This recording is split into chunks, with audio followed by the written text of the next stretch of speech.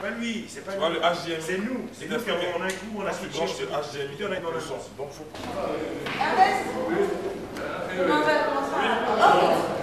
Cet événement est un événement très important.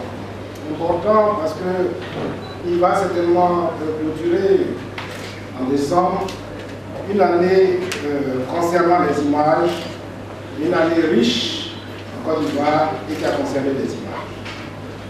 Il y a eu des activités in France, il y a eu la participation de la Côte d'Ivoire en Afrique du Sud, DISCOP, il y a eu le DISCOP à Abidjan. Donc une année riche, disais-je, qui confirme une chose, c'est que la stratégie qui a été mise en place par le ministre de la Culture de la Francophonie commence à prendre ses fruits.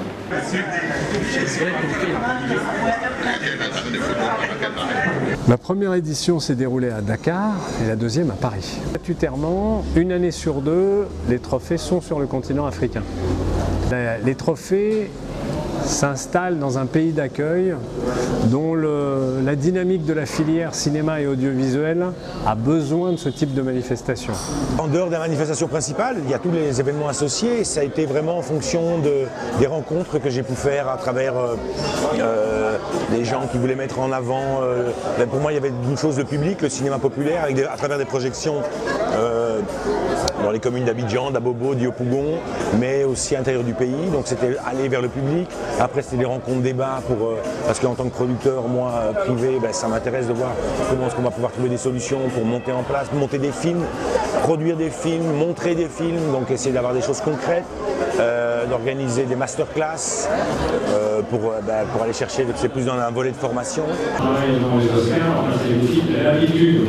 Les grands événements. Les jeunes, la jeune génération, surtout les jeunes, tous les vieux, tous les grands frères, ils ont tous été au cinéma, ils ont emmené leurs copines à l'époque, etc. Aujourd'hui, il n'y a plus, mais c'est vrai, c'était la base du cinéma, du vendredi soir.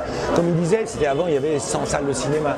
Donc, comme il n'y a plus de cinéma, les gens, je pense que la jeunesse consomme le cinéma sur les tablettes, sur des téléphones. Je ne dis pas que c'est bien, mais ça n'a rien à voir avec le plaisir du grand écran. Mais pour un grand écran, il faut qu'il y ait des salles ouvertes au public. On peut mettre en place des cinémas avec des coûts inférieurs à ça, bien sûr. Il faut redonner le goût du cinéma. Mais aujourd'hui, une soirée, ça coûte combien? Vous allez dans un maquis, vous prenez une bière, vous prenez une nourriture.